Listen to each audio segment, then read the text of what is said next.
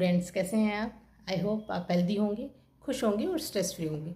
आज मैं आपको पढ़ाऊंगी इकोनॉमिक्स 9th क्लास की। चैप्टर रहेगा food security in India.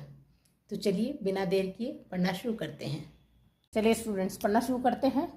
9th class की इकोनॉमिक्स CBSE बोर्ड। चैप्टर रहेगा last 4th food security in India कि भारत में खाद्य पदार्थों की जो सुरक्षा है उसके बारे में ये चैप्टर है कि खाद्य सुरक्षा भारत में, ठीक है। फूड सिक्योरिटी इन इंडिया कि भारत में फूड सिक्योरिटी कैसी है। Food security means availability, accessibility and affordability of food to all people at all time.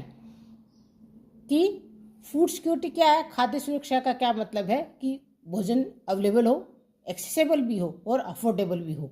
किनको?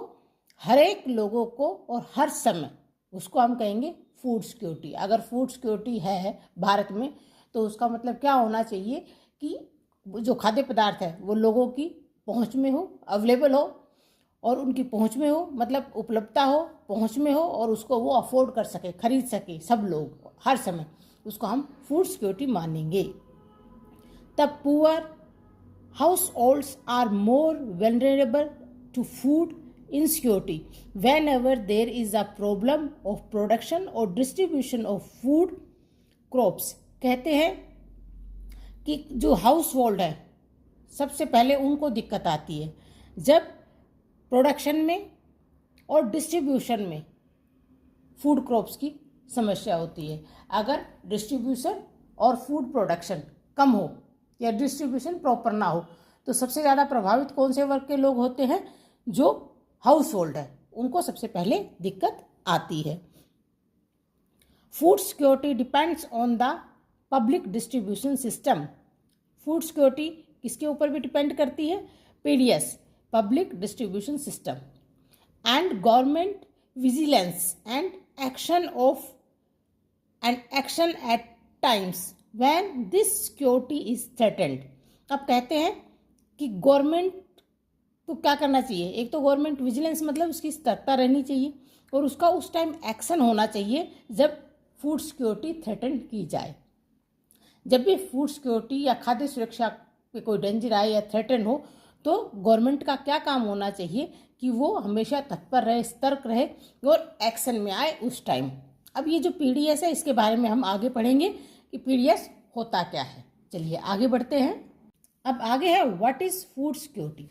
फूड सिक्योरिटी है क्या, खाद्य सुरक्षा है क्या, इसको डिफाइन किया गया है। चलो हम पढ़ते हैं इसके बारे में।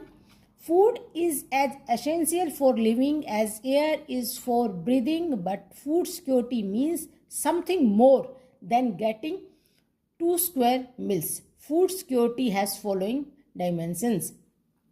कहते हैं कि फूड सिक्योरिटी रहने के लिए, जिंदा रहने के लिए उतनी ही ज़रूरी है जैसे हवा सांस लेने के लिए। अगर आपको सांस लेना है तो आपको शुद्ध हवा चाहिए, अगर हवा नहीं होगी तो आप मर जाओगे। उसी प्रकार अगर आपको खाना नहीं मिलेगा तब भी आप सर्वाइव नहीं कर पाओगे। तो कहते हैं कि फूड उतना ही ज़रूरी है जितना हवा सांस लेने के लिए ज़रूरी है।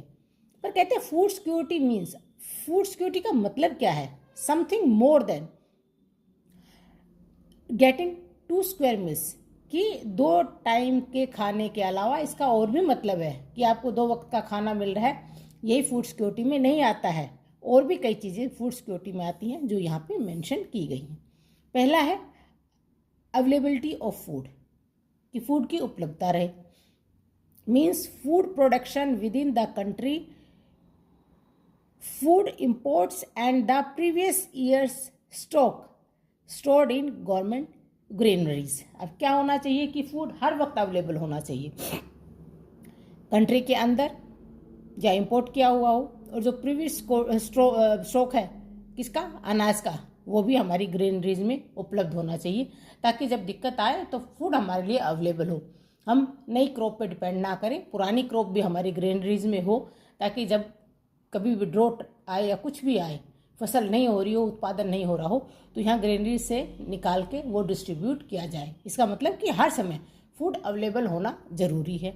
दूसरा accessibility means food is with in reach of every person, कि हर एक व्यक्ति के हाथ तक भोजन पहुँचे, एक्सेसिबल हो हर आदमी उस भोजन को, उस फूड को प्राप्त करने के लिए, उस अनाज को प्राप्त करने के लिए। थर्ड है अफोर्डेबिलिटी। अब अफोर्डेबिलिटी का क्या मतलब है कि उसको हर एक पर्सन अफोर्ड कर सके, खरीद सके। implies that an individual has enough money to buy sufficient, safe, nutritious food to meet one's dietary needs, कि जो उसके डाइटरी नीड्स है उसके हिसाब से व्यक्ति के पास उतना धन या पैसा होना चाहिए कि वो भोजन या खाना वो खरीद सके, अनाज वो खरीद सके। अफोर्डेबिलिटी का मतलब ये तो होता है कि आदमी के पास पर्याप्त धन हो कि जो उसके डेली की रिक्वायरमेंट्स है खाने की वो उनको खरीद कर प्राप्त कर सके। ये भी फूड सिक्योरिटी में आता है। तो फूड सिक्योरिटी के 3 पॉइंट हो गए। नंबर 1 अवेलेबिलिटी ऑफ फूड, दूसरा एक्सेसिबिलिटी और third affordability. Thus food security is insured in a country only. अब फूड सिक्योरिटी कंट्री में कब मानी जाएगी जब ये तीनों पॉइंट होंगे। कौन सा?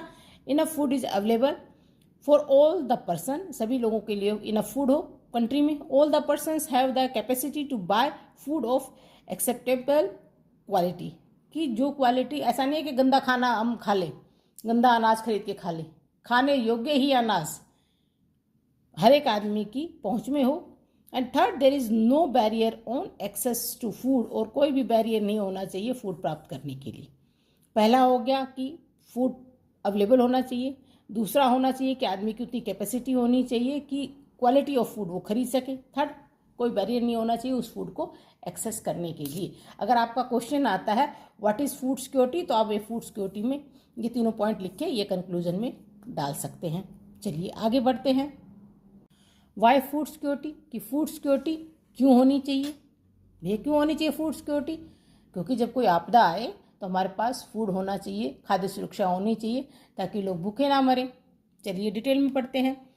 The poorest section of the society might be food insecure most of the times, while person above the poverty line might also be food insecure when the country faces a national disaster calamity like earthquake, drought, flood, tsunami, widespread failure of crops causing famine etc.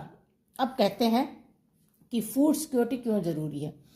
जब कुछ भी होती है, दिक्कत आपदा आती है, तो एक तो जो बेचारा गरीब तबका है वो तो उसके लिए तो फूड इनसिक्योरिटी हो ही जाती है, ठीक है। लेकिन जो अबव पॉवर्टी लाइन के ऊपर भी है वो भी जब ये प्राकृतिक आपदाएं आती हैं, फेमाइन आता है, ड्रोट होता है, सुनामी होती है या कोई क्रॉप फेल हो जाती है, तो ये जो ऊपर का तबका है पॉवर्टी लाइन से वो भी, उसके लिए भी फूड इनसिक्योरिटी हो जाती है, ठीक है। अब लिखा है how is food security affected during a calamity, कि जब क्लाइमेटी आती है तो जो फूड सिक्योरिटी है वो कैसे अफेक्ट होती है। कैसे अफेक्ट होगी एक्सप्लेन करती हूँ। ड्यू टू अ नेचुरल क्लाइमेटी से draught total production of food grains decreases. अब देखो कोई भी नेचुरल क्लाइमेटी आएगी तो फूड प्रोडक्शन अफेक्ट होगा, फसल कम होगी। अब फसल कम होगी तो क्या होगा, फूड ग्रेन्स कम होंगे, पर्याप्त लोगों के लिए पर्याप्त नहीं रहेगा, जनसंख्या ज़्यादा है और फूड ग्रेन डिक्रीज हो गया है। It creates a shortage of food in the affected area. जहाँ पे नेचुरल क्लाइमेटी आई है वहाँ के लोग, फूड सिक्योरिटी वहाँ पे डेंजर में आ जाएगी, खतरे में पड़ जाएगी, क्योंकि वहाँ के लोगों के लिए जितना प्रोडक्शन होना चाहिए उतना नहीं हुआ है। Due to the shortage of food the prices goes up. और अगर फूड कम होगा, प्रोडक्शन कम होगा और डिमांड ज़्यादा होगी तो क्या हो जाएगा, प्राइस हाई हो जाएंगे। मान लीजिए प्रोडक्शन कम है एंड डिमांड ज़्यादा है, सप्लाई कम है डिमांड ज़्यादा है, इकोनॉमिक्स का रूल है, अगर सप्लाई कम डिमांड ज़्यादा तो price high. At the high prices some people can not afford to buy food. और अगर प्राइस हाई होते हैं तो जो गरीब तबका है या पॉवर्टी लाइन के आसपास है वो लोग वो भोजन नहीं खरीद पाएंगे, फूड नहीं खरीद पाएंगे। If such calamity happens in every wide spread area और is stretch over a longer time period. कहते हैं अगर ये फूड सिक्योरिटी या जो क्लाइमेट आता है वो एक एरिया में स्प्रेड है बहुत दूर तक और वो और स्ट्रेच हो रहा है लंबे पीरियड तक, ठीक है। कहने का मतलब है कि एक रीज़न है जहाँ पे वो फूड इनसिक्योरिटी हो रखी है और वो लंबे समय तक खिंचती चली जाए, ठीक है। मान ली लंबे समय तक प्रोडक्शन ना बढ़े या ड्रोट या कोई भी नेचुरल क्लाइमिटी आती रहे तो क्या होगा, it may cause a situation of starvation. अब कैसी सिचुएशन पैदा हो जाएगी वहाँ पे, स्टारवेशन की, भूखमरी की। A massive starvation might take a turn of famine, और अगर ये मैसिव स्टारवेशन होता है तो ये किस में बदल जाएगा, फेमाइन में, अकाल में।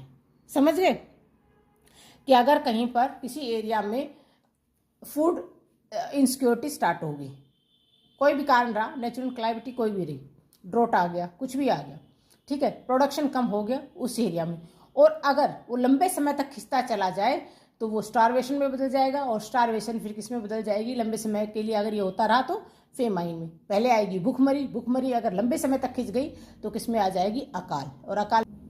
चलिए फेमाइन को मैं एक्सप्लेन करती हूँ, ये फेमाइन की डेफिनेशन भी रही है। A famine is a characterised by wide spread deaths due to starvation.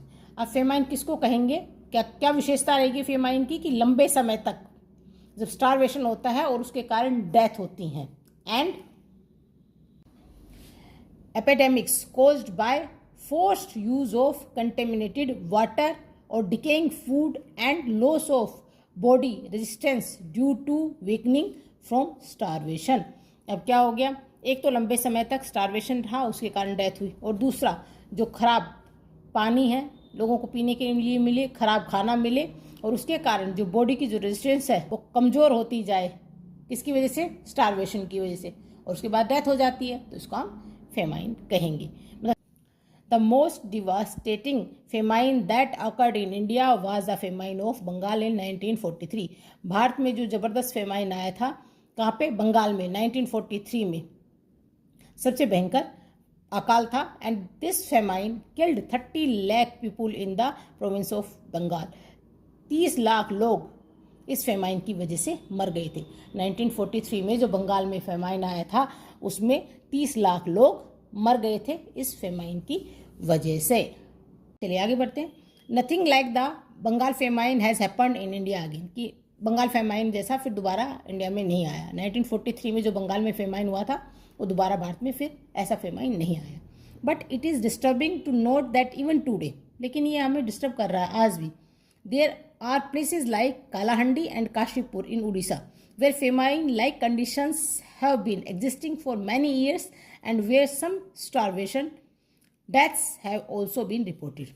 कि बंगाल जैसा फेमाइन तो नहीं आया, लेकिन उड़ीसा में कालाहांडी और काशीपुर नामक जगह है जहां आज भी फेमाइन जैसी स्थिति है और स्टारवेशन की वजह से डेथ रिपोर्ट हुई हैं।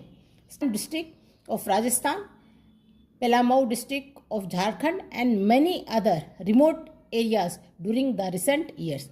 अब न केवल उड़ीसा में, राजस्थान और झारखंड का भी जिक्र किया गया है। राजस्थान का बारन जगह है और झारखंड का पेलामाऊ जगह है, शायद मैं ठीक प्रोनाउंस कर रही हूँ, बैरन और पेलामाऊ। कहते हैं यहाँ जो ये रिमोट एरिया है यहाँ आज भी ऐसी स्थिति देखी जाती है, या यहाँ आज भी फूड इनसिक्योरिटी है इन एरियाज में भी।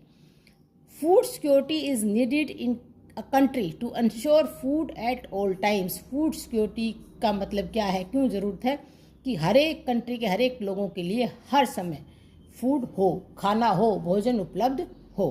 ठीक, एग्जाम्पल के लिए ये एक स्टोरी दी गई है, उसको मैं आपको पढ़ के बता देती हूँ। Story of Ramu. Ramu works as a casual labourer in agriculture in Raipur village. अब रामू कौन है, एक कैजुअल लेबरर है जो एग्रीकल्चर काम में लगा हुआ है रायपुर के गाँव में। His eldest son Somu who is 10 years old also works as a pali to look after the cattles of the sarpanch of the village Satpal. अब उसका 10 साल का ही बेटा है, वो किस में लगा हुआ है, गांव का जो सरपंच है उसकी कैटल्स को देखने के लिए, ठीक है, देखभाल करने के लिए उसका 10 साल का लड़का सतपाल जो गांव का सरपंच है उसके यहाँ काम करता है। Somu is employed for the whole year by the sarpanch. अब उसको पूरे साल भर के लिए रखा गया है सरपंच ने अपने यहाँ पे काम पे। And is paid a sum of ₹1000 for this work, और उसको कितना पे करता है, 1000 रुपये बस।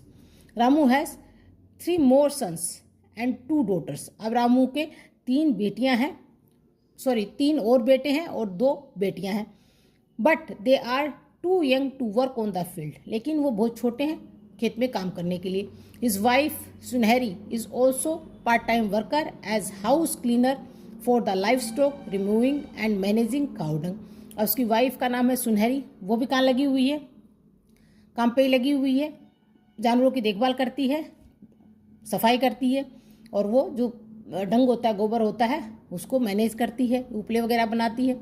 सी gets half litre milk and some cooked food along with vegetables for her daily work. वो जो डेली काम करती है उसके लिए बदले में उसको पैसे नहीं मिलते, उसको आधा लीटर दूध मिल जाता है और कुछ पका हुआ खाना मिल जाता है, कुछ वेजिटेबल मिल जाती है डेली के काम के लिए। Beside she also works in the field along with her husband in the busy season. जब सीजन बिजी होता है, काम खेत पर ज़्यादा होता है, तो अपने हस्बैंड के साथ भी खेत पर काम करती है। एंड सप्लीमेंट्स हिज अर्निंग्स, और उसकी अर्निंग्स को बढ़ाती है। जब खेत पे काम करती है तो उसको थोड़ा पैसे भी मिल जाते हैं। तो कह रही है कि वो अपने पति की मदद भी करती है अर्निंग बढ़ाने में। Agriculture being a seasonal activity, agriculture क्योंकि एक सीजनल एक्टिविटी है, employs Ramu only during times of sowing, transplanting and harvesting. अब क्योंकि सीजनल एक्टिविटी है तो जब सोइंग होती है, ट्रांसप्लांटिंग होती है, हार्वेस्टिंग होती है, तभी उसके पास काम होता है। ही remains unemployed for about 4 months during the period of plant consolidation. Consolidation होता है जब प्लांट का, तब तक 4 महीने तक वो खाली ही रहता है। And maturing in a year, और जब वो फसल मैच्योर होती है और जब पौधा उगता है तब तक वो खाली रहता है। Sometimes he gets employment in brick laying और in construction activity in the village. अब बाकी जो 4 महीने हैं वो किस में काम करता है, जहाँ ईंटें बनती है वहाँ पर, और जो कंस्ट्रक्शन का काम होता है उसमें वो गांव में काम करता है। बाय ऑल हिज एफर्ट्स, उसकी सारी मेहनत के बावजूद Ramu is able to earn enough either in cash or kind for him to buy essentials for 2 square meals for his family. इतना काम करने के बाद भी रामू क्या करता है, इतना ही मतलब एबल हो पाता है कि अपने घर वालों को एसेंशियल चीज़ें दिला सके और खाना 2 वक्त का प्रोवाइड कर सके। सेविंग तो होती ही नहीं है बेचारे की, बस खाना पीना हो जाता है और कपड़े हो जाते हैं बच्चों के। However during the days when he is unable to get some work, अब कुछ समय जब उसको काम नहीं मिलता है, he and his family really face difficulties and sometimes his small kids have to sleep without food. और जब उसको काम नहीं मिलता है तो उसको फैमिली को डिफ़िकल्टीज फेस करनी पड़ती हैं, और उसके जो छोटे बच्चे हैं कई बार वो बिना खाए ही सो जाते हैं। Milk and vegetables are not a regular part of meal in the family, कहते हैं कि दूध और सब्जियां रेगुलर उनके घर में नहीं होती हैं। Ramu is food insecure during 4 months when he remains unemployed because of the seasonal nature of agriculture work. कहते हैं कि वो 4 महीने जो रामू है वो अनएम्प्लॉयड रहता है, क्योंकि वो किस काम में लगा हुआ है, सीजनल वर्क में लगा हुआ है। एग्रीकल्चर वर्क क्या है, सीजनल वर्क है, और इन टाइम पे इन 4 महीने वह फूड इंसिक्योरिटी उसके पास रहती है। ठीक है, तो ये किस में आ जाएगा, फूड इंसिक्योर में आ जाएगा रामू। ठीक है, अगला एक और एग्जाम्पल लेते हैं। अब अगली स्टोरी दे दी, story of Ahmed. Ahmed is a rickshaw puller in Bangalore. अब अहमद क्या है कि बेंगलोर में रिक्शा चलाता है। He has shifted from Jhumri Telaiya along with his 3 brothers, 2 sisters and old parents। अब वो झुमरी तलैया में आ गया है अपने 3 भाई, 2 बहनें और बूढ़े माँ बाप के साथ। ही स्टेज इन जुगीज, वो जुगीज में रहता है। The survival of all members of the family of his family depends on his daily earning from pulling rickshaw. अब उसका पूरा परिवार किसके ऊपर डिपेंड है, उसी के ऊपर, जो रिक्शा चलाकर कमा के लाता है उस पर पूरा परिवार उसी पे है आश्रित। He does not have a secured employment and his earnings fluctuates every day। अब उसके पास ना तो सिक्योर्ड एम्प्लॉयमेंट है और उसकी जो अर्निंग है वो भी फ्लैक्चुएट करती है। कभी कोई रिक्शे में बैठते हैं ज़्यादा लोग, कभी कम बैठते हैं। जब ज़्यादा बैठते हैं तो ज़्यादा अर्निंग हो जाती है, जब कम होते हैं तो कम अर्निंग होती है, क्योंकि उसकी जो इनकम है वो फ्लैक्चुएट करती है, ज़्यादा कम होती रहती है। During some days he gets enough earning for him to save some amount after buying all his day to day necessities. कहते हैं कई बार उसके पास जब ज़्यादा अर्निंग होती है तो डेली की जो नेसेसिटी की जो चीज़ें खरीदने के बाद, ज़रूरत की चीज़ें खरीदने के बाद कुछ पैसे वो बचा लेता है। On other days he barely earns enough to buy his daily necessity, और कई बार तो जो डेली की जो ज़रूरतें हैं उन्हीं का सामान मुश्किल से खरीद पाता है। However fortunately Ahmed has a yellow card which is PDS card for below poverty line people. अब सौभाग्य से उसके पास येलो पीडीएस वाला कार्ड है जिसके कारण उसको भोजन राशन मिल जाता है। मैंने बताया ना पीडीएस के बारे में मैं आपको बताऊंगी अभी। तो ये पीडीएस का येलो कार्ड है उसके पास, जो बिलो पॉवर्टी लाइन के लोग होते हैं उनके लिए होता है और उनको सस्ते दाम पर राशन उपलब्ध हो जाता है। ठीक है। With this card Ahmed gets sufficient quantity of wheat, rice, sugar, kerosene oil for his daily use. और इस येलो कार्ड की वजह से वो व्हीट, राइस, शुगर, केरोसिन कम कीमत पर खरीद लेता है। He gets these essentials at half of the market price, मतलब मार्केट के आधे प्राइस पे चीज़ें उसको मिल जाती हैं। He purchases his monthly stock during a particular day when the ration shop is open for below poverty line, below poverty people. जब बिलो पॉवर्टी पीपुल के लिए जब ये राशन की शॉप खुलती है एक पर्टिकुलर वाले दिन, उस दिन जाके वो पूरे महीने भर का अपना राशन खरीद के भर लेता है। In this way Ahmed is able to eke out his survival with less than sufficient earning for his big family where he is the only earning member। कहते हैं कि इस कार्ड की वजह से वो इतना बड़ा उसका परिवार है जो बिलो पॉवर्टी लाइन के नीचे आता है, फिर भी, और उसकी अर्निंग भी सफिशिएंट नहीं है, फिर भी वो पर्याप्त भोजन उसके पास होता है। इस येलो कार्ड की वजह से, अर्निंग कम होने की वजह से भी वो मार्केट से आधे से भी कम प्राइस में जब ये पीडीएस की राशन की शॉप खुलती है तो अपने महीने भर का राशन भर लेता है। वो मतलब फूड इनसिक्योर नहीं रहते, उनको पर्याप्त खाना मिल जाता है। अब मैंने रामू का और अहमद का 2 एग्जाम्पल आपको बता दिए। अब हम अगला टॉपिक लेंगे, who are food insecure. Food insecure कौन कौन से लोग हैं, ठीक है। दोनों का एग्जाम्पल मैंने आपको दिया है, अभी अच्छे से इसको पढ़ते हैं। Although a large section of people suffer from food and nutrition insecurity in India. कहते हैं कि एक बड़ा सेक्शन है जो फूड और न्यूट्रिशन इनसिक्योरिटी से पीड़ित है भारत में। The worst affected groups are landless people with little और no land to depend upon. सबसे पहले कौन सा ग्रुप आएगा? जिनके पास ज़मीन नहीं है, बहुत कम ज़मीन है जिसके ऊपर वो डिपेंडेंट है। ट्रेडिशनल आर्टिशियंस, ट्रेडिशनल जो आर्टिशियंस है जैसे कारपेंटर हो गए, जो कलाकारी का काम करते हैं, कारपेंटर्स हो गए, मतलब कारपेट मेकर हो गए, ये सब। प्रोवाइडर्स ऑफ ट्रेडिशनल सर्विसेज, जो ट्रेडिशनल सर्विसेज देते हैं वो लोग। और पैटी सेल्फ एम्प्लॉयड, और जो खुद काम करते हैं जैसे प्लम्बर का काम हो गया, ठीक है। वर्कर्स एंड डेस्टिट्यूट्स इंक्लूडिंग बेगर्स, और इसके अलावा जो लोग भीख मांग के गुजारा करते हैं, ठीक है। In the urban areas the food insecure families are those whose working members are generally employed in ill-paid occupation and casually labor market।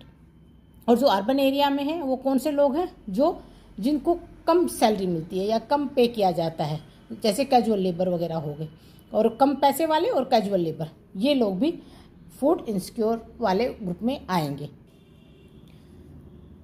The social composition along with the inability to buy food also plays a role in food insecurity।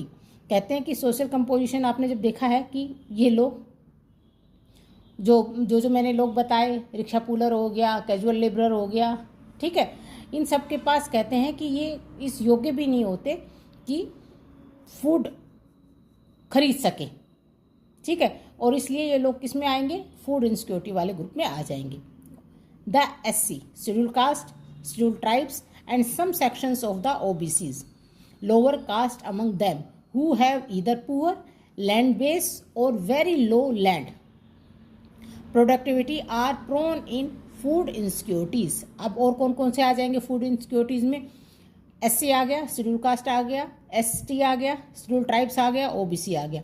और वो लोग जो land के ऊपर है और उनकी low income है, ये भी फूड इनसिक्योरिटी में आते हैं। The people affected by natural disasters, अब जो लोग नेचुरल डिजास्टर से अफेक्ट हुए हैं ये होते हैं, who have to migrate to other area in search of work, और जो दूसरे एरिया में माइग्रेट हो गए काम की तलाश में, are also among the most food insecure people, और ये भी फूड इनसिक्योर पीपुल में आएंगे। कौन से लोग?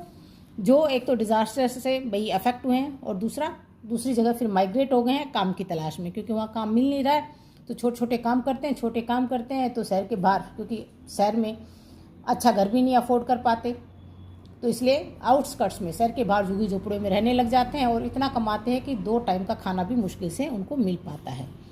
अ high incidence of malnutrition prevails among women, और मेल न्यूट्रिशन सबसे ज़्यादा किसमें देखने को मिलता है? औरतों में। This is a matter of serious concern as it puts even the unborn baby at the risk of malnutrition। अब जो प्रेग्नेंट औरतें होती हैं उनको न्यूट्रिशन खाना नहीं मिलता, और जब उनको न्यूट्रिशन खाना नहीं मिलता तो उनके पेट में जो बेबी है उनको भी पूरा न्यूट्रिशन नहीं पहुंच पाता और वो भी मेल न्यूट्रिशन हो जाते हैं। ठीक है। A large proportion of pregnant and nursing mothers and children under the age of 5 years constitute an important segment of the food insecure population। अब जैसे मैंने बताया कि अनबोर्न बेबीज वो भी मेल न्यूट्रिशन हो जाते हैं, तो एक लंबा जो पोर्शन है प्रेग्नेंट औरतों का, नर्सिंग मदर्स का, जो बच्चे जिनके हो गए हैं, पाल रही हैं, और बच्चे कितनी एज, 5 तक की एज के, वो भी इनसिक्योर पॉपुलेशन में आ जाते हैं। ठीक है, क्योंकि इन लोगों को प्रॉपर खाना नहीं मिल रहा है, और जो खाना मिल रहा है वो न्यूट्रिशन नहीं है, उसमें पर्याप्त न्यूट्रिशंस नहीं है, तो ये बच्चे भी, या औरतें भी, या नर्सिंग मदर्स भी, और ये 5 साल के कम उम्र के बच्चे भी मेल न्यूट्रिशन का शिकार हो जाते हैं, और ये भी किस में आएंगे, इनसिक्योर सेक्शन में आ जाएंगे, फूड इनसिक्योर सेक्शन। सॉरी, बढ़ते हैं। According to the national health and family survey 1999 में हुआ था, the number of such women and children is approximately 11 crore. जो 98-99 में एक सर्वे किया था national health and family survey ने, उसमें पाया कि ये औरतें और बच्चे कितने हैं, 11 करोड़ के करीब हैं, 11। चलिए आगे बढ़ते हैं। The food insecure peoples are disproportionately large in some regions of the country such as economically backward states with high incidence of poverty, tribal and remote areas, regions more prone to natural disaster etcetera. कहते food insecure people पूरे country में बराबर नहीं है। जो economically backward states हैं, आर्थिक रूप से पीछे है, उनमें पावर्टी ज़्यादा है। जो ट्राइबल ग्रुप है वहाँ पे फूड इनसिक्योरिटी ज़्यादा है, रिमोट एरियाज़ में है, और वो रीजन जहाँ पे नेचुरल डिजास्टर बहुत ज़्यादा होते हैं वो किस में आएंगे, फूड इनसिक्योर वाले ग्रुप में आएंगे। In fact the states of Uttar Pradesh, eastern and south eastern parts, Bihar, Jharkhand, Orissa, West Bengal, Chhattisgarh, parts of Madhya Pradesh and Maharashtra account for largest number of food insecure people in the country. India में सबसे ज़्यादा कौन सी स्टेट्स हैं जहाँ पे फूड इनसिक्योर पीपुल सबसे ज़्यादा है, वो हमने ली हैं Uttar Pradesh, Bihar, Jharkhand, Orissa, West Bengal, Chhattisgarh and Madhya Pradesh. Hunger is another aspect indicating food insecurity. अब भूख भी एक कारण है या एस्पेक्ट है जो फूड इनसिक्योरिटी को बनाता है। Hanger is not just an expression of poverty. कहते भूख केवल पावर्टी का एक्सप्रेशन नहीं है जो पावर्टी को दिखाता है, इट ब्रिंग्स अबाउट पावर्टी, ये पावर्टी लाता है। टाइप्स ऑफ हैंगर, नंबर 1 हो जाएगा सीजनल हैंगर और एक हो जाएगा क्रोनिक हैंगर। सीजनल हैंगर जैसे नाम से पता चल रहा है कि जब जिस सीजन में किसी के पास काम नहीं होता और उसकी वजह से उसे खाना नहीं मिल पाता, तब उसको हम सीजनल हैंगर कहेंगे। डेफिनेशन मैंने लिखी है सीजनल हैंगर की, it is related to cycle of food growing and harvesting. जब स्पेशली एग्रीकल्चर वाले एरिया में जब फूड उगता है और उसकी हार्वेस्टिंग होती है, एक तो जब उगाई जाती है फसल, जब मतलब लेबरर के पास काम होता है जो एग्रीकल्चर पे काम करता है, और एक जब हार्वेस्ट होती है, बीच के जो 4 महीने होते हैं उस समय उनके पास काम नहीं होता, तो उस समय वो किस में चला जाता है, सीजनल हैंगर में। And this is prevalent in rural areas because of seasonal nature of agriculture activities. जैसे मैंने बताया ये कहाँ पे दिखेगी, सीजनल हैंगर एग्रीकल्चर एक्टिविटीज़ के दौरान, ठीक है, गाँव में, क्योंकि वहाँ पे मोस्टली जो मजदूर होते हैं वो एग्रीकल्चर एक्टिविटीज़ में ही काम करते हैं। जब एग्रीकल्चर का काम होता है, फसल उगती है और कटती है, जब ज़्यादा काम होता है तभी उनको काम मिल पाता है। तो सीजनल हैंगर कहाँ पे दिखेगी आपको, एग्रीकल्चर एक्टिविटीज़ में सबसे ज़्यादा दिखेगी। ठीक, अगला है क्रोनिक हैंगर। क्रोनिक हैंगर को हिंदी में कहेंगे दीर्घकालिक भूख। नेक्स्ट पॉइंट लेते हैं क्रोनिक हैंगर। क्रोनिक हैंगर में मैंने 2 पॉइंट लिख दिए हैं। It includes inadequate in terms of quality and quantity food. पहले तो व्यक्ति के पास अच्छी क्वालिटी का फूड और जितने उसकी शरीर को रिक्वायरमेंट है उस क्वांटिटी में फूड नहीं मिलेगा, ठीक है, तो वो क्रोनिक हैंगर में चला जाएगा। दूसरा पॉइंट है poor people suffer from chronic hunger because of their low income and in return inability to buy food even for survival. दूसरा, जो गरीब लोग हैं वो क्रोनिक हैंगर से क्यों पीड़ित रहते हैं, कि उनकी इनकम लो है, और कितनी लो है कि वो अपने सर्वाइवल के लिए खाना भी खरीदने के योग्य नहीं है। तो ये क्रोनिक हैंगर के 2 पॉइंट आ जाएंगे, ठीक है। तो हैंगर 2 टाइप्स की होगी, seasonal hanger and chronic hanger. अगर आपसे पूछा जाए तो आप ये लिख सकते हैं। चलिए आगे बढ़ें। अब अगला पॉइंट है, India is aiming at self sufficiency in food grains since independence. अब जब आज़ादी के बाद इंडिया ने क्या करना शुरू कर दिया कि फूड ग्रेन्स में आत्मनिर्भर बनना शुरू कर दिया। ठीक है, after independence Indian policy maker adopted all measures to achieve self sufficiency to food grains। अब इंडिपेंडेंस के बाद भारत ने क्या शुरू किया, जो हमारे पॉलिसी मेकर हैं, जो हमारी नीतियां बनाते हैं, उन्होंने ये एश्योर किया कि खाने में फूड ग्रेन्स में कम से कम हम आत्मनिर्भर हो जाएं। India adopted a new strategy in agriculture which resulted in green revolution specially in the production of wheat and rice. अब इंडिया ने सबसे ज़्यादा ध्यान किस पे दिया, ग्रीन रिवोल्यूशन, खेती पर, और सबसे ज़्यादा प्रोडक्शन और किन फसलों पे दिया, व्हीट पे और राइस पे। Indira Gandhi, the then prime minister of India, officially recorded the impressive stride of green revolution in agriculture by releasing a special stamp entitled wheat revolution in July 1968। उस समय जो हमारे प्राइम मिनिस्टर थी, कौन थी, मिसिज इंदिरा गांधी थी। उन्होंने एक उछाल दिखाया इसमें, ग्रीन रिवोल्यूशन में, जब उन्होंने स्पेशल स्टैम्प रिलीज की वाइट रिवोल्यूशन के बारे में, जब उन्होंने 1968 में दिखाया कि हमारा जो प्रोडक्शन है वो बहुत बड़ा है, उसमें उछाल आया है। सबसे पहले व्हीट रिवोल्यूशन पे काम हुआ, गेहूं के उत्पादन पे। 1968 में इसका स्पेशल वो निकला कि कितना उछाल हुआ है, तो काफ़ी उछाल देखने को मिला। मतलब जो गेहूं का उत्पादन था, ग्रीन रिवोल्यूशन में गेहूं के उत्पादन में काफ़ी उछाल देखा गया, काफ़ी प्रोग्रेस देखी गई। Success of wheat was later replicated in rice. जब देखा गया कि व्हीट में अच्छा उत्पादन हुआ तो इसको फिर किस पे अप्लाई किया गया, राइस पे भी। ये अगला टॉपिक है, फूड सिक्योरिटी इन इंडिया। कहते since the advent of the green revolution to the early 1970s the country has avoided famine even during adverse weather condition. कहते हैं कि ग्रीन रिवोल्यूशन आने के बाद अर्ली 70s में इंडिया के यहाँ पे, अब अपने यहाँ पे फेमाइन जैसी परिस्थिति को हमने अवॉइड किया। भले ही कैसी भी कंडीशन हुई, एडवर्स वेदर रहा, एडवर्स कंडीशंस रही, लेकिन हमारे लोग भूख से नहीं मरे कि ग्रीन रिवोल्यूशन आने की वजह से हमारे पास पर्याप्त फूड ग्रेन रहा। ठीक है, India has become self sufficient in food grains during the last 30 years because of variety of crops grown all over the country. कहते हैं कि कंट्री में विभिन्न प्रकार की फसलें उगाई जाती हैं, इसलिए यहाँ पे फूड ग्रेन्स की कमी नहीं हुई और फूड ग्रेन्स में इंडिया सेल्फ सफिशिएंट, आत्मनिर्भर बना हुआ है। किसकी वजह से, एक तो ग्रीन रिवोल्यूशन आ गया और यहाँ डिफरेंट टाइप की क्रॉप्स उगाई जाती हैं, इस वजह से। The availability of food grains even in adverse weather conditions और otherwise at the country level has further been ensured with a carefully designed food security system by the government. कहते हैं कि हमेशा फूड ग्रेन रहा, भले ही adverse weather रहा। हमारी country का जो गवर्नमेंट है उसने इस टाइप से फूड सिक्योरिटी को डिज़ाइन किया कि अगर एडवर्स कंडीशन आए तब भी हम लोगों के लिए पर्याप्त फूड ग्रेन रहे। इसके लिए गवर्नमेंट ने क्या किया, द सिस्टम हैज़ 2 कंपोनेंट्स, कि फूड ग्रेन हमेशा रहे। इसके लिए सिस्टम ने 2 कंपोनेंट रखे, कि 2 चीज़ों पे सबसे ज़्यादा ध्यान दिया। वो 2 कंपोनेंट्स कौन से थे, buffer stock and public distribution system. अब हम पढ़ेंगे बफर स्टॉक के बारे में और पब्लिक सिस्टम के बारे में, पब्लिक डिस्ट्रीब्यूशन सिस्टम, PDS। ठीक है, चलिए आगे बढ़ते हैं। अगला टॉपिक है व्हाट इज बफर स्टॉक। कि बफर स्टॉक है क्या, buffer stock is the stock of food grains namely wheat and rice procured by the government through the food corporation of India.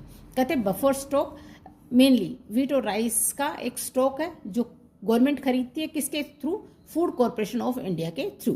कि फूड कॉर्पोरेशन ऑफ इंडिया के through हमारी Indian government wheat और rice खरीदती है, stock करती है उसको buffer stock कहते हैं। समझ में आ गया। The FCI purchases wheat and rice from the farmers in states where there is surplus production. कहते हैं FCI क्या करती है, फूड कॉर्पोरेशन ऑफ इंडिया क्या करती है, जिन स्टेट्स में ज़्यादा सरप्लस प्रोडक्शन होता है वहाँ के किसानों से, उन स्टेट के किसानों से ये खरीदती है। And the farmers are paid a pre announced price for their crops. और जो ये क्रॉप्स हैं इनके जो प्राइस है वो पहले गवर्नमेंट अनाउंस कर देती है। प्री अनाउंस मतलब पहले कि व्हीट का राइस इतना रहेगा और व्हीट का प्राइस इतना रहेगा और राइस का प्राइस इतना रहेगा। तो प्री अनाउंस्ड होता है कि पहले से अनाउंस कर दिया जाता है और उसी पे फिर एफसीआई किसानों से वो अनाज खरीदती है, व्हीट और rice. The price is called minimum support price. इसको क्या कहते हैं? Minimum support price, MSP। The MSP is declared by the government every year, कि ये जो MSP है ये सरकार हर साल उसको अनाउंस करती है। मतलब जैसे पिछले साल रहा वो इस साल MSP नहीं रहेगा, हर साल एक नया मिनिमम सपोर्ट प्राइस सरकार अनाउंस करती है और उसी के बेसिस पे वो किसानों से वो राइस और व्हीट खरीदती है, procure before the sowing season to provide incentives to farmers for raising the production of these crops. वो एक इंसेंटिव होता है किसानों के लिए कि जब किसान उगाए और उसको पहले से ही पता चल जाए कि उनकी फसल का ये प्राइस होने वाला है, तो वो प्रोडक्शन ज़्यादा बढ़ाने की कोशिश करता है। ठीक है। The purchased food grains are stored in granaries. अब जो FCI जो खरीदती है फूड ग्रेन्स, उनको ग्रेनरीज में स्टोर करके रखा जाता है। Do you know why this buffer stock is created by the government? क्या आपको पता है कि जो सरकार है ये बफर स्टॉक क्यों क्रिएट करती है? This is done to distribute food grain in the deficient areas and among the poor strata of the society at the price lower than the market price, also known as issue price. अब सरकार क्या करती है? Question किया गया है कि क्या आपको पता है कि सरकार ये फूड ग्रेन क्यों इकट्ठा करती है? क्यों इकट्ठा करती है? एक तो जिन स्टेट्स में प्रोडक्शन कम हुआ है उसमें डिस्ट्रीब्यूट करने के लिए, दूसरा जो गरीब तबका है, गरीब किसान है, उनके लिए एक इशू प्राइस निकाला जाता है जिसपे जो पुअर लोग हैं उनके लिए ये जो अनाज है ये डिस्ट्रीब्यूट किया जाता है। And this helps resolve the problem of shortage of food during adverse weather conditions और during the period of calamity.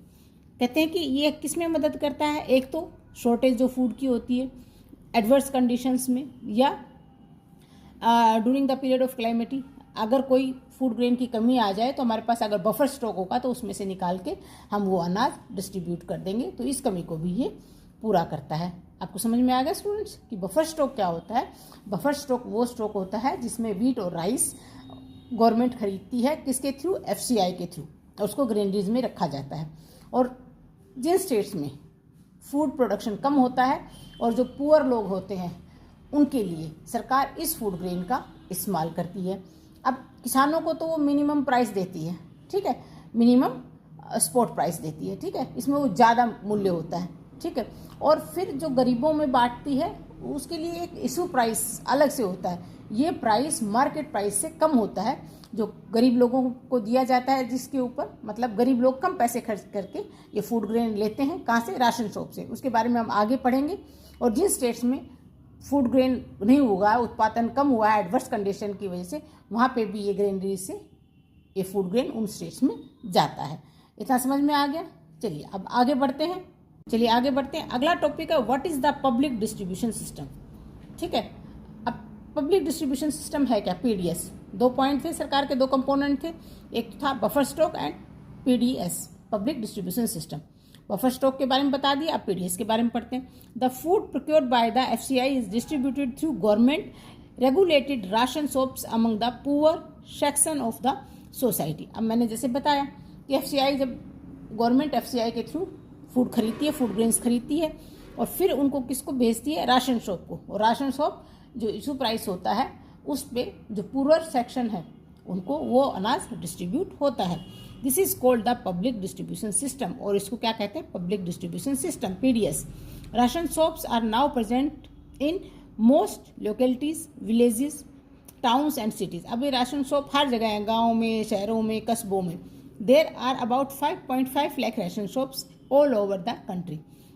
पूरी कंट्री में 5.5 लाख राशन शॉप्स हैं हमारे देश में। Ration shops also known as fair price shop. Ration shop को fair price shop भी कहते हैं।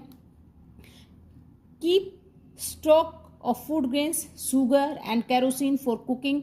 These items are sold to the people at a price lower than the market price. जैसे मैंने बताया कि इनमें क्या क्या दिया जाता है? फूड ग्रेन तो दिया ही जाता है, शुगर भी दी जाती है और केरोसिन भी दिया जाता है कुकिंग के लिए। और ये आइटम्स इन गरीब लोगों को किस कीमत पे बेची जाती हैं? लोअर प्राइस पे, जो शॉप्स पे। राशन शॉप्स को फेयर प्राइस शॉप भी कहते हैं। क्वेश्चन आ सकता है कि what is the another name of ration shop? आप फेयर प्राइस शॉप लिख सकते हो, ठीक है।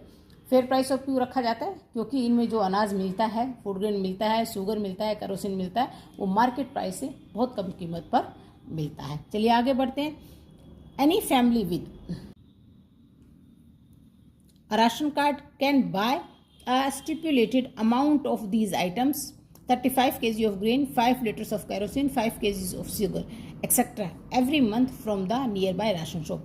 कहते भी कोई भी परिवार जिसके पास राशन कार्ड है वो एक जो निर्धारित अमाउंट है चीज़ों का वो इन फेयर प्राइस शॉप पे जाके खरीद सकती है। वो कितना निर्धारित है? 35 किलो तो ग्रेन्स है, 5 लीटर केरोसिन है और 5 केजी शुगर है। ठीक है, हर महीने राशन शॉप पे जाके ये लोग अपने राशन कार्ड से ये चीज़ें खरीद सकते हैं कम प्राइस पे। हर महीने मिलता है, रोज़ रोज़ जाके नहीं मिलता है। राशन शॉप एवरी मंथ, हर महीने आप मतलब महीने में एक बार ही राशन खरीद सकते हो। आगे है the introduction of rationing in India dates back to the 1940s against the backdrops of the Bengal famine. कहते हैं राशनिंग कब इंट्रोड्यूस हुई इंडिया में? जब बंगाल में फेमाइन आया था 1940s, 1943 में वेस्ट बंगाल में आया था ना, तो उसके बाद ये राशनिंग सिस्टम शुरू किया गया।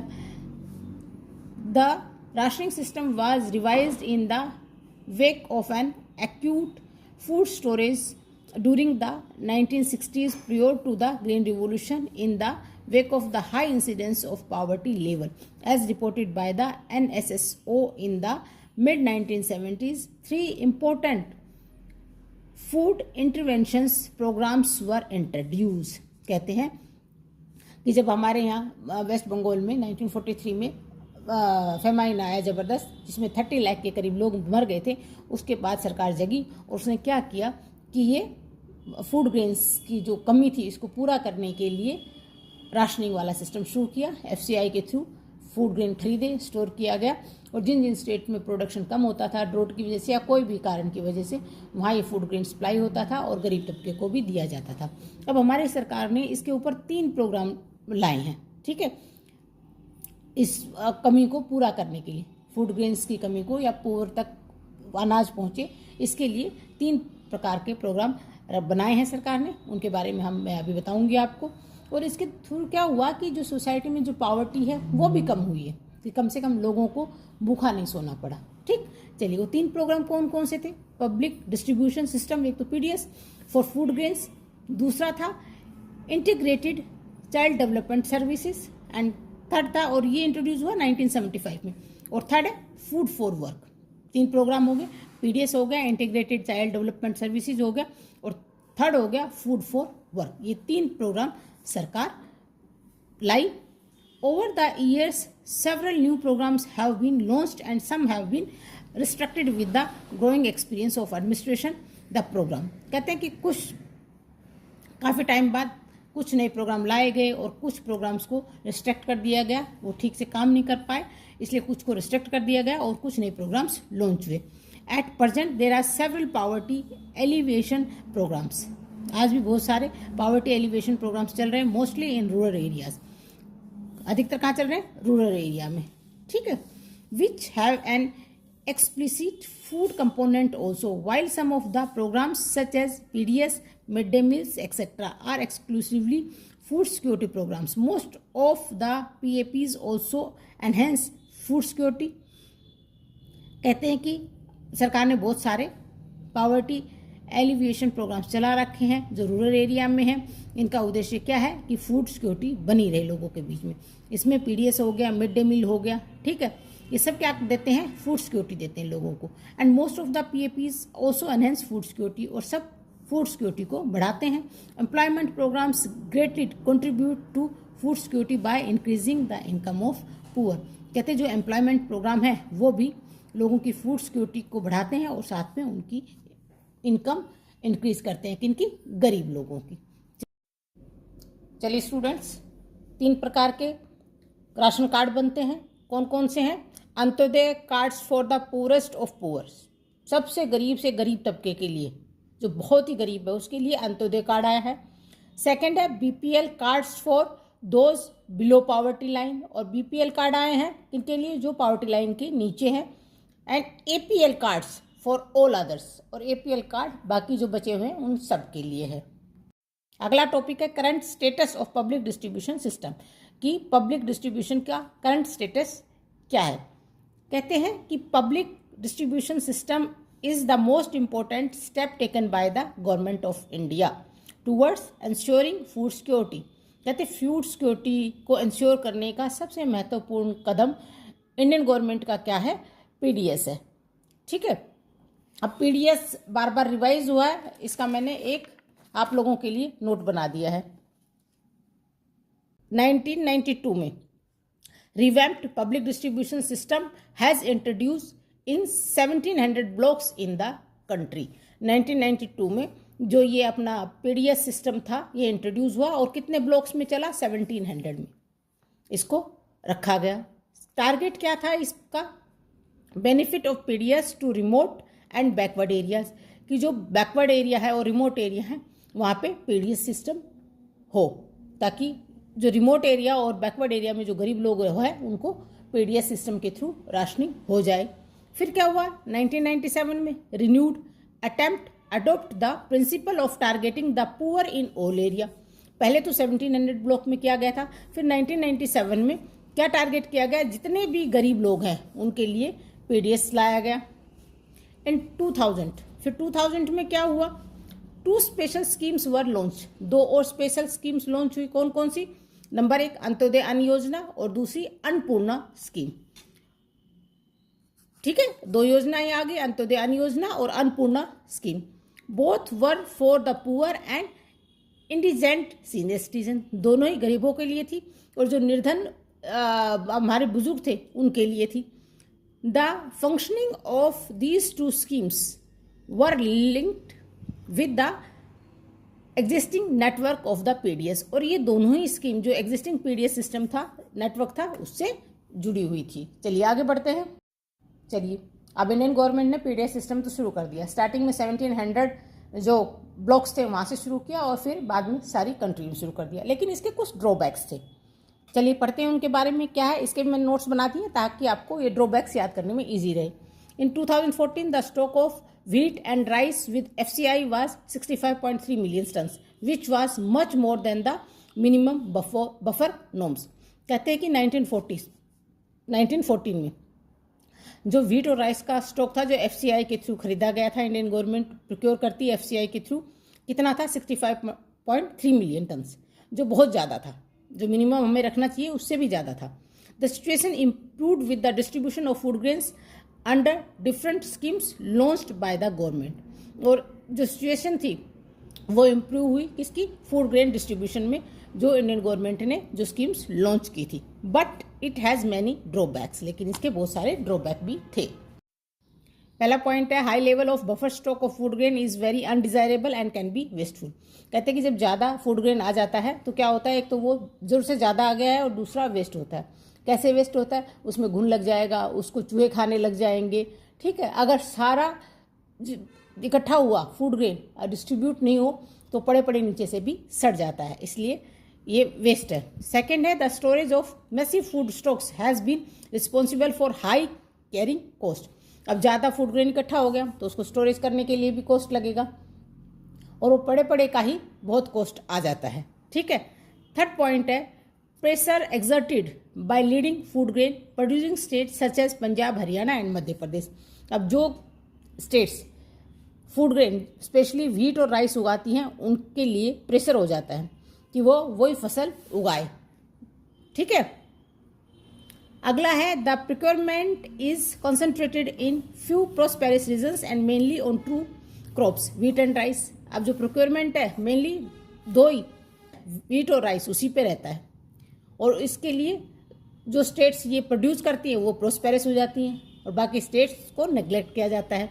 Other staple food was ignored which was the staple food of poors, और जो दूसरा स्टेपल फूड है उसको इग्नोर किया जाता है क्योंकि व्हीट और राइस के अच्छे दाम मिल गए। जब अच्छे दाम मिलेंगे तो वो स्टेट वही फूड ग्रेन ज़्यादा उगाएंगी। जो बाकी स्टेपल फूड है जो गरीब व्यक्ति खाता है वो इग्नोर होगा, और इग्नोर होगा तो उसकी स्टोरेज सप्लाई कम होगी, सप्लाई कम होगी और डिमांड ज़्यादा होगी तो प्राइस बढ़ेगा और गरीब के लिए वो फूड खरीदना या वो ग्रेन खरीदना मुश्किल हो जाएगा। फिफ्थ पॉइंट है, the cultivation of rice was also led to environmental degradation and fall in the water level threatening the sustainability of the agriculture development in those states. अब जो राइस है उसको ज़्यादा पानी चाहिए, ज़्यादा पानी यूज़ करने से क्या होता है, ग्राउंड वाटर लेवल कम हो जाता है। ग्राउंड वाटर लेवल कम होगा तो क्या होगा, एनवायरनमेंट को थ्रेटनिंग होगी, ठीक है। और पानी जितना नीचे जाता जाएगा उतना ही एग्रीकल्चर का काम करने में, एग्रीकल्चरल वर्क करने के लिए पानी चाहिए, और राइस को बहुत ज़्यादा पानी चाहिए तो उसको उगाने में मुश्किल होगी। अगला ड्रॉबैक देखते हैं। 6th ड्रॉबैक है पीडीएस का। PDS dealers are sometime found resorting to malpractice like diverting the grains to open market to get better margin, selling to poor quality grains at ration shop, irregular opening of shops। पहला तो जो PDS dealers हैं वो क्या करते हैं कि mail practice use करते हैं, और जो अनाज उनके पास इकट्ठा हुआ है राशनिंग के लिए, गरीबों को देने के लिए, वो कहाँ पे डाइवर्ट कर देते हैं, ओपन मार्केट में ऊंची कीमत पे, ताकि ज़्यादा प्रॉफिट कमा सके। दूसरा, सेलिंग पुअर क्वालिटी, और गरीबों को कैसी ग्रेन्स की क्वालिटी देते हैं, पुअर क्वालिटी देते हैं अपनी राशन शॉप्स में। और इरेगुलर ओपनिंग ऑफ शॉप्स, और शॉप्स भी महीने में जैसे जिस दिन खुलनी चाहिए उस दिन नहीं खोलते हैं, उसमें भी वो इरेगुलर रहते हैं। ये तो हो गए ड्रॉबैक्स। अब अगला पॉइंट है आपका roles of cooperative in food security. अब कुछ कोऑपरेटिव हैं जो फूड सिक्योरिटी में अच्छा रोल निभा रहे हैं, वो कौन कौन से, चलिए उनके बारे में पढ़ते हैं। The cooperative are also playing an important role in food security in India, especially in the southern and western part of the country। कहते हैं सदर्न और वेस्टर्न पार्ट जो कंट्री का है वहाँ पे फूड जो कोऑपरेटिव है वो बहुत अच्छा रोल निभा रहे हैं। पहला है the cooperative society set up shops to sell low price goods to poor people. अब जो कोऑपरेटिव सोसाइटीज़ हैं वो कहते हैं कि उन्होंने शॉप सेटअप कर ली हैं जहाँ पे अच्छी क्वालिटी का ग्रेन कम प्राइस पे गरीबों को दिया जाता है। सेकेंड है तमिलनाडु, और 94% are being run by the cooperative. और जो राशन शॉप्स है तमिलनाडु में 94% वो किसके द्वारा रन की जाती है, कोऑपरेटिव सोसाइटीज़ के द्वारा। थर्ड है the Delhi Mother Dairy is making strides in provision of milk and vegetable to the consumers at controlled rate decided by the government of Delhi. कहते हैं दिल्ली का जो मदर डेयरी है वो दूध में और वेजिटेबल में सबसे अच्छा काम कर रहा है, और इनके रेट किसके द्वारा कंट्रोल किए जाते हैं, दिल्ली गवर्नमेंट के द्वारा। अर्थात दूध और सब्जियां गरीबों को कंट्रोल रेट पे दी जाती हैं। फोर्थ है Amul is another success story of cooperative in milk and milk products from Gujarat. हमने गुजरात का पढ़ा है अमूल का, अमूल की सक्सेस स्टोरी सबको पता है। अमूल दूध और उसके प्रोडक्ट सबसे ज़्यादा फेमस है गुजरात में, और ये अच्छा अर्न भी कर रहे हैं। It has brought about the white revolution in the country, और अमूल की वजह से कंट्री में क्या आया, वाइट रिवोल्यूशन। वाइट रिवोल्यूशन कौन लाए थे, डॉक्टर कोरियन। डॉक्टर कोरियन को अमूल का जन्मदाता माना जाता है। चलिए आगे बढ़ते हैं। 5th पॉइंट है in Maharashtra academy development science has facilitated network of NGOs for selling up grains bank in different regions. अब महाराष्ट्र एकेडमी डेवलपमेंट साइंस ने क्या किया है कि NGOs के थ्रू ग्रेन बैंक्स बना दिए हैं डिफरेंट रीजन में, और दुकानें खोल दी हैं ताकि गरीबों को कम रेट पे ग्रेन मिल सके। Grain banks are now slowly taking shape in different parts of Maharashtra. अब ये ग्रेन बैंक जो खोले हैं Maharashtra academy of development science ने, वो कहते हैं अब पूरे महाराष्ट्र में ये स्लोली बढ़ते जा रहे हैं, और इनकी संख्या भी बढ़ती जा रही है, और ये अच्छा काम भी कर रहे हैं। लीजिए स्टूडेंट्स, आपका chapter food security in India finish होता है। आई होप जो मैंने आपको पढ़ाया समझ में आया होगा। Stay healthy, happy and stress free. Bye bye.